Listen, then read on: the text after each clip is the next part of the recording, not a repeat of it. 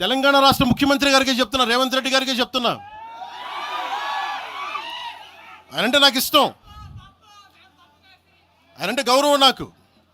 కానీ వారికే నేను చెప్తా ఉన్నా, తెలంగాణ ప్రభుత్వానికే చెప్తున్నా, పవన్ కళ్యాణ్ గనుక ఆ చెరువుని మీరు ఒక చెరువును ఆక్యుపై చేసుకున్నాడంటే సంతోషంగా చెప్తున్నా, ఈ రోజున తెలంగాణ ప్రభుత్వానికి రాసి ఇచ్చేస్తున్నారు. అలాగే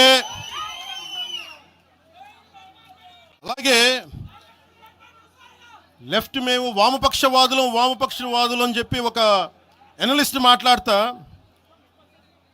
ఇది ఎలా ఉంటుందంటే, ప్రపంచ కార్మికులారా ఏకం కండి అని చెప్పే వామపక్ష భావజాలం ఈ రోజున ప్రాంతీయతకు వచ్చింది. ఆ వామపక్ష భావజాలం చెప్పే వ్యక్తి అనలిస్ట్ ప్రకారం ప్రపంచ కార్మికులారా ఏకం కండి చెప్పే వామపక్ష భావజాలం ఈరోజు ఎక్కడికి వచ్చింది?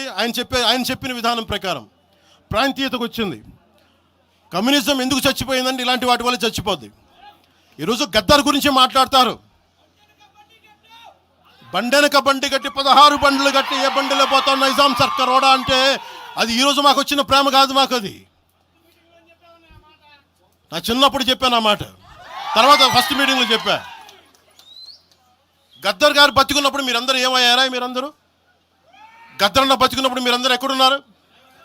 గద్దరన్న వెన్నులో బుల్లెట్లు దిగితే గద్దరన్న నా దగ్గరికి వచ్చాడు.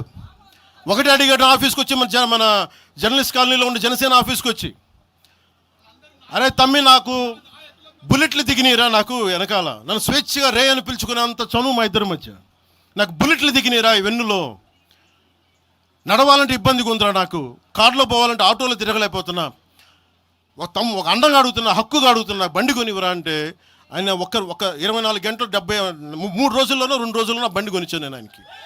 ఇప్పుడు ఎందుకు చెప్తున్నానంటే ఆ రోజు నేను చెప్పుండొచ్చు, నేను చెప్పట్లా. మీకేం తెలుసు గద్దర్ గారి గురించి? మీకేం తెలుసు? మీరేం మాట్లాడతారు గద్దర్ గారి గురించి? బతికున్నప్పుడు ఆయనకి ఏం చేశారు? మీరందరూ బతికున్నప్పుడు మీరేం చేశారు ఆయనకి? మీరు పర్మిషన్ ఇవి కూడా ఇవ్వాలా? మీరు ఒక్కళ్ళు మాట్లాడలా? ఏదైనా అవసరం వస్తే నా కాడకు వచ్చి ఆయన గద్దరన్న ఏంటి ఏమనుకుంటున్నారు మీరు?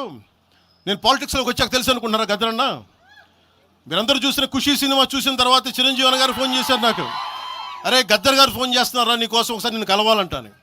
ఆయన ఒకటే మాట అన్నారు చూసి, అరే మా పోరలు చూపించిండ్రా బాబు నీ సినిమా పాట, దాంట్లో నువ్వు భారతదేశాన్ని తాకట్లో పెట్టే విజువల్ పెట్టావంట, నువ్వు మాకు అర్థమవుతుందా, మా భావాలు అర్థం చేసుకున్నవాడు అని చెప్పి. తరిమేల నాగిరెడ్డి గారి తాకట్లో భారతదేశాన్ని ఆ భావన నువ్వు పెట్టావంటే మాకు అర్థమవుతుందని నేను చెప్పాను. నాకు లెఫ్ట్ వింగో రైట్ వింగో తెలియదన్నా, నాది హ్యూమనిజం అన్నా, మీకు తోసిన సంతోషం అన్నా అని చెప్పి.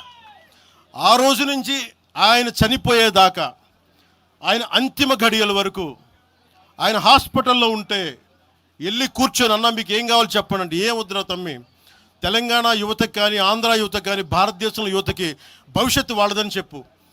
ఆయన నాకు రాసిస్తే, ఆయన నాకు ఒక లెటర్ రాసిస్తే నేను అది కూడా బయట పెట్టలా.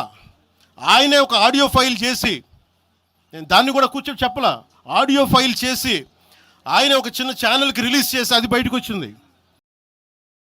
మరిన్ని అప్డేట్స్ కోసం ఛానల్ను సబ్స్క్రైబ్ చేయండి. నోటిఫికేషన్స్ కోసం బెల్ ఐకాన్ పై క్లిక్ చేయండి.